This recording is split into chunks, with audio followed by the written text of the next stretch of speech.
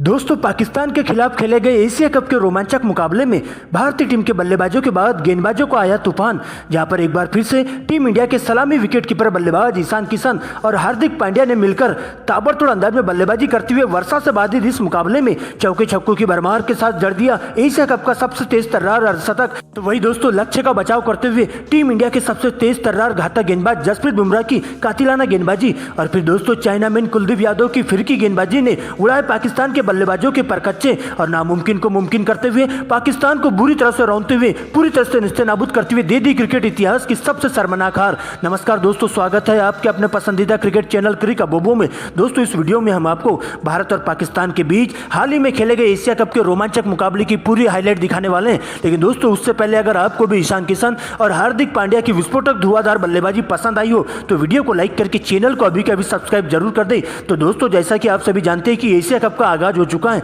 जहां पर दोस्तों हाल ही में भारत और पाकिस्तान के बीच एक रोमांचक मुकाबला खेला गया। दोस्तों, आपको बता दें कि इस हाई वोल्टेज महामुकाबले में रोहित शर्मा भारतीय टीम की कप्तानी करते हुए देखे गए थे। तो वही दोस्तों, बाबर आजम के कंधों पर पाकिस्तान की कप्तानी सौंपी गई थी। दोस्तों, इसके बाद दोपहर 3 बजे से मुकाबले में टॉस किया जाता है, सिक्का उछाला जाता है और सीधा टीम इंडिया के कप्तान रोहित शर्मा के पक्ष में जाकर गिरता है, जहां पर टॉस जीतकर रोहित शर्मा पहले बल्लेबाजी करने का फैसला करते हैं। तो वही दोस्तों, पाकिस्तान के पक्ष में गेंदबाजी जाती है, जहां पर दोस्तों दोनों ही देशों के द्वारा नेशनल एंथेम में किया जाता है। इसके बाद मुकाबले की शुरुआत होती है, जहां पर दोस्तों भारतीय पारी का आगाज करने के लिए टीम के दो धाकड़ ओपनर बल्लेबाज शुभमन गिल और कप्तान रोहित शर्मा मैदान पर आते हैं। तो वही दोस्तों, पाकिस्तान के लिए पहले ओवर की गेंदबाजी करने के लिए शाहीन अफरीदी मैदान पर आते हैं, जिनके द्वारा घातक गेंदबाजी का नजारा पेश किया जाता है। लेकिन दोस्तों, इसी ओवर की दूसरी गेंद पर रोहित शर्मा कवर ड्राइव के माध्यम से 4 रन बटोर लेते हैं। तो वही दोस्तों, दूसरे ओवर में गेंदबाजी करने के लिए नसीम शाह आते हैं, जहां पर दोस्तों शुभमन गिल पूरी तरह से नसीम शाह की गेंदबाजी पर उलझ जाते हैं। नसीम शाह के इस ओवर में केवल 2 रन आते हैं और जैसे तैसे दोनों ही बल्लेबाज पाकिस्तान के तेज गेंदबाजों से सिंगल डबल की मदद से 4 ओवर की समाप्ति पर स्कोर बोर्ड में 15 रन टांग देते हैं। लेकिन दोस्तों, इसी बीच बारिश शुरू हो जाती है और मैच को रोकना पड़ता है। लेकिन दोस्तों, बारिश खुलते ही एक बार फिर से पाकिस्तान के तेज गेंदबाज शाहीन अफरीदी का विकराल रूप देखने को मिलता है और आते ही सबसे पहले 5वें ओवर की अंतिम गेंद पर अच्छी लय में दिखाई दे रहे कप्तान रोहित शर्मा को पवेलियन का रास्ता दिखा देते हैं, जहां पर दोस्तों 5वें ओवर की अंतिम गेंद पर 15 रनों के निजी स्कोर पर टीम इंडिया का पहला बड़ा विकेट रोहित शर्मा के रूप में गिरता है। उसके बाद शुभमन गिल का साथ देने के लिए मैदान पर विराट कोहली आते हैं। लेकिन दोस्तों, एक बार फिर से टीम इंडिया के ताबूत में कील ठोकने के लिए शाहीन अफरीदी की एंट्री होती है और 7वें ओवर की तीसरी गेंद पर 27 रनों के स्कोर पर टीम इंडिया को विराट कोहली के रूप में दूसरा बड़ा झटका लग जाता है, जहां पर दोस्तों विराट कोहली भी क्लीन बोल्ड हो जाते हैं शाहीन अफरीदी की गेंद पर मात्र 4 रन बनाकर ही। इस तरह से शाहीन अफरीदी लगातार 2 ओवरों में 2 विकेट चटकाकर टीम इंडिया को मुश्किल में डाल देते हैं और टीम इंडिया की 2 बड़ी मछली का शिकार कर जाते हैं। लेकिन दोस्तों, इसके बाद विराट कोहली के आउट होते ही श्रेयस अय्यर मैदान पर आते हैं शुभमन गिल का साथ देने, जहां पर आते ही Shreyas Iyer back to back 2 करारे चौके जड़ देते हैं। लेकिन इसी बीच इस पार्टनरशिप को तोड़ने के लिए 10वें ओवर की गेंदबाजी करने के लिए पाकिस्तान के सबसे खूंखार गेंदबाज हरीश राव आते हैं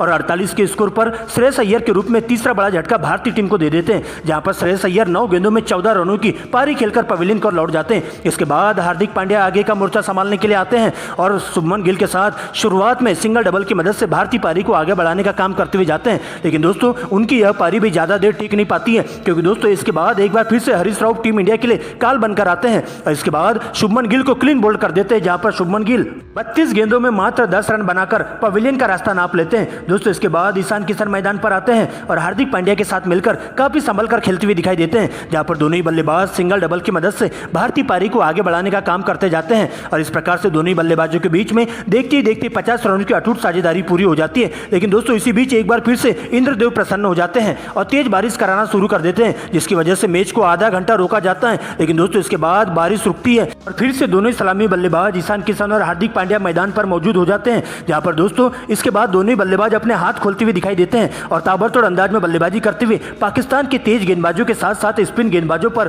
पूरी तरह से कहर बनकर टूट पड़ते हैं। जहां पर दोस्तों सबसे पहले 22वें ओवर में इस राउट को टारगेट करते हुए Ishan Kishan back to back 2 करारे चौके जड़ देते हैं। तो वही दोस्तों, इसके बाद 25वें ओवर में हार्दिक पांड्या भी ताबड़तोड़ अंदाज में बल्लेबाजी करना जारी कर देते हैं और इस प्रकार से 25वें ओवर में Hardik Pandya back to back 2 करारे और एक सिंगल की मदद से सबसे पहला अपना तूफानी अर्धशतक पूरा कर लेते हैं, जो कि उनके बल्ले से मात्र 48 गेंदों में ही देखने को मिलता है। और हार्दिक पांड्या इसके बाद यही नहीं रुकते हैं और अपने अंदाज में बल्लेबाजी करते हुए ताबड़तोड़ अंदाज में टीम के स्कोर को आगे बढ़ाने का काम करते जाते हैं। लेकिन दोस्तों, इसके इसके बाद अगले ही ओवर में शाहीन अफरीदी के ऊपर ईशान किशन का सबसे ज्यादा गुस्सा फूटता है, जहां पर ईशान किशन एक ही ओवर में बैक टू बैक 3 करारे चौके जड़ देते हैं और इस प्रकार से ईशान किशन भी मात्र 45 गेंदों में ही अपनी 50 पूरी कर लेते हैं। तो भाई दोस्तों इसके बाद अगली ओवर में नसीम शाह गेंदबाजी करने आते हैं, जहां पर हार्दिक पांड्या भी ताबड़तोड़ अंदाज में बल्लेबाजी करते हुए टीम के स्कोर को आगे बढ़ाते हुए चलते हैं और देखते देखते दोनों ही सलामी बल्लेबाज अपने अपने शतक के काफी करीब पहुंच जाते हैं और इस प्रकार से दोनों ही बल्लेबाजों के बीच में मात्र 90 गेंदों में 100 रनों की अटूट साझेदारी पूरी हो जाती है। जहां पर दोस्तों शादाब खान के अगली ओवर में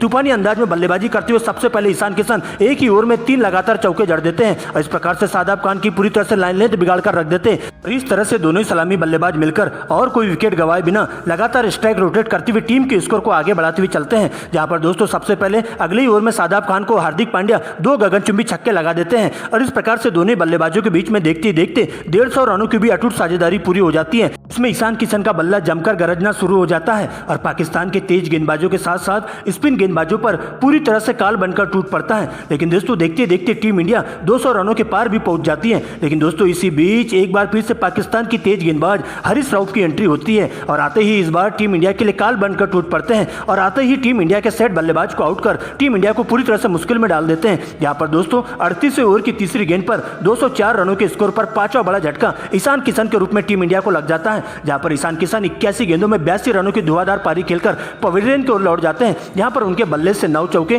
तो वही 2 गगनचुंबी छक्के देखने को मिलते हैं और ईशान किशन बाबर आजम के हाथों कैच आउट होकर पवेलियन की ओर लौट जाते हैं। इसके बाद दोस्तों सर जडेजा की एंट्री होती है, जहां पर हार्दिक पांड्या के साथ मिलकर कुछ शॉट अच्छे लगाते हैं। लेकिन दोस्तों यह साझेदारी को ज्यादा देर पनपने नहीं देते पाकिस्तान के तेज गेंदबाज शाहीन अफरीदी और आते ही 44 ओवर की पहली गेंद पर 239 के स्कोर पर टीम इंडिया को 6वां बड़ा हार्दिक पांड्या के रूप में झटका दे देते हैं। जहां पर दोस्तों हार्दिक पांड्या 90 गेंदों में 87 रनों की तूफानी पारी खेलकर पवेलियन की ओर लौट जाते हैं, जिनके बल्ले से 7 चौके तो वही 1 गगनचुंबी छक्का देखने को मिलता है। दोस्तों इसके बाद नए बल्लेबाज शार्दुल ठाकुर आते हैं, लेकिन दोस्तों सर जडेजा भी सस्ते में अपना विकेट गंवाते हुए 22 गेंदों में 14 रन बनाकर पवेलियन की ओर लौट जाते हैं, जहां पर शाहीन अफरीदी के द्वारा ही उन्हें रिजवान के हाथों कैच आउट करवा दिया जाता है। लेकिन दोस्तों दूसरे ओवर से शार्दुल ठाकुर भी मात्र 3 रन बनाकर ही नसीम शाह का शिकार बन जाते हैं, जो कि शादाब खान के द्वारा कैच आउट कर लिए जाते हैं। इसके बाद दोस्तों जसप्रीत बुमराह मैदान पर आते हैं और कुलदीप यादव के साथ संभल कर खेलते हुए टीम को 250 के पार पहुंचा देते हैं। इस प्रकार से टीम इंडिया 49 ओवर में ही 266 रनों पर ऑल आउट हो जाती है,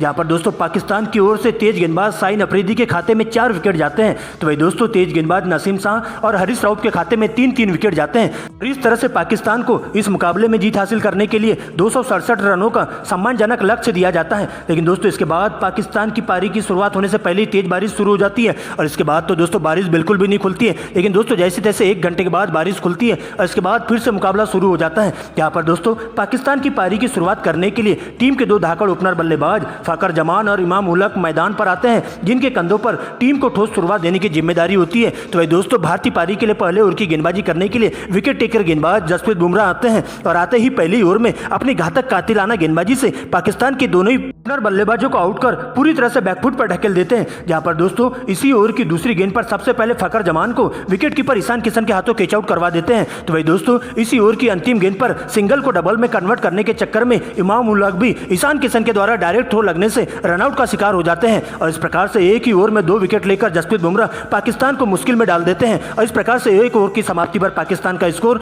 विकेट के नुकसान पर 1 रनों तक ही पहुंच पाता है। लेकिन दोस्तों इसके बाद पाकिस्तान की पारी को आगे बढ़ाने के लिए कप्तान बाबर आजम और सलामी विकेट कीपर बल्लेबाज मोहम्मद रिजवान की एंट्री होती है, जहां पर दोस्तों भारतीय पारी के लिए दूसरे ओवर की गेंदबाजी करने के लिए हार्दिक पांड्या आते हैं। जहां पर दोस्तों हार्दिक पांड्या की इस ओवर में 6 सिंगल की मदद से दोनों ही बल्लेबाज 6 रन लूट लेते हैं और इस प्रकार से अपनी पारी को आगे बढ़ाते हुए संभल कर खेलते हुए और कोई विकेट गंवाए बिना सिंगल डबल की मदद से आगे बढ़ाने का काम करते हुए जाते हैं और इस प्रकार से देखते देखते दोनों ही बल्लेबाज संभल कर खेलते हुए जरूरत के हिसाब से चौकों की बरसात शुरू कर देते हैं। जहां पर दोस्तों एक बार फिर से जसप्रीत बुमराह कहर बनकर टूट पड़ते हैं और आते ही 5वें ओवर में जसप्रीत बुमराह के द्वारा घातक गेंदबाजी का नजारा पेश किया जाता है। जहां पर दोस्तों अच्छी लय में दिखाई दे रहे मोहम्मद रिजवान को अपनी इनस्विंग आउटस्विंग गेंदबाजी से जसप्रीत बुमराह पूरी तरह से उलझा कर रख देते हैं और सिंगल लेकर बाबर आजम को स्ट्राइक देते हैं। जहां पर बाबर आजम चौथी गेंद पर एक करारा प्रहार करते हुए चौका जड़ देते हैं और सिंगल लेकर रिजवान को स्ट्राइक दे देते हैं। लेकिन दोस्तों बुमराह की इसी ओवर की अंतिम गेंद रिजवान के लिए काल बनकर आती है, जहां पर रिजवान बड़ा शॉट खेलने के चक्कर में सीमा रेखा के पास कैच आउट कर ले जाते हैं और इस प्रकार से रिजवान मात्र 8 रन बनाकर ही पवेलियन की ओर लौट जाते हैं। दोस्तों इसके बाद अगले ओवर में सर जडेजा का तूफान देखने को मिलता है,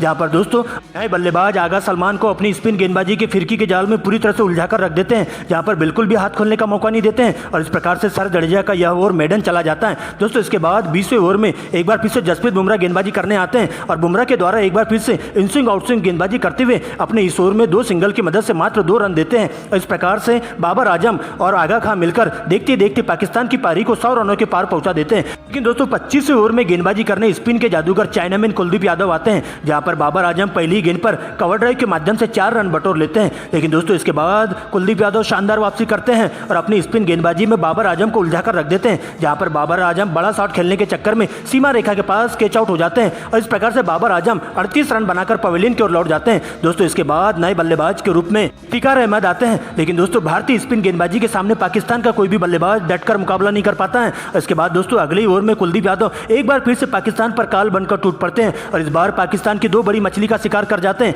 जहां पर दोस्तों इफ्तिकार अहमद को 2 रन तो वही दोस्तों शादाब खान को मात्र 4 रन बनाकर पवेलियन की ओर लौट जाते हैं और इस प्रकार से दोस्तों पाकिस्तान की बल्लेबाजी पूरी तरह से ध्वस्त होती हुई दिखाई देती है और एक के बाद एक सस्ते में अपना विकेट गंवाते हुए चले जाते हैं। वही दोस्तों दूसरे ओर से सलमान आगा भी कुलदीप यादव की चौथी गेंद पर बड़ा हिट मारने के चक्कर में सीमा रेखा के पास कैच आउट कर ले जाते हैं। दोस्तों इसके बाद नए बल्लेबाज के रूप में नवाज आते हैं, लेकिन दोस्तों कुलदीप यादव एक बार फिर से अपनी माया जाल में फंसाते हुए इसी ओवर की अंतिम गेंद पर नवाज को अपना शिकार बना जाते हैं, जहां पर नवाज कॉटन बॉल्ड हो जाते हैं और इस प्रकार से पाकिस्तान की पूरी बल्लेबाजी ताश के पत्ते की तरह ढहती हुई चले जाती है। और इसके बाद दोस्तों बाकी के बल्लेबाजों का काम तमाम करने के लिए जसप्रीत बुमराह की एंट्री होती है और आते ही एक बार फिर से 30वें ओवर में हैट्रिक लेकर जसप्रीत बुमराह बाकी के तीनों बल्लेबाजों को पवेलियन का रास्ता दिखा देते हैं और इस प्रकार से इस वर्षा से बाधित इस मुकाबले में टीम इंडिया इस रोमांचक मुकाबले में पाकिस्तान को 150 रनों के बड़े मार्जिन से हराते हुए पूरी तरह से निस्तेनाबूद कर देती है।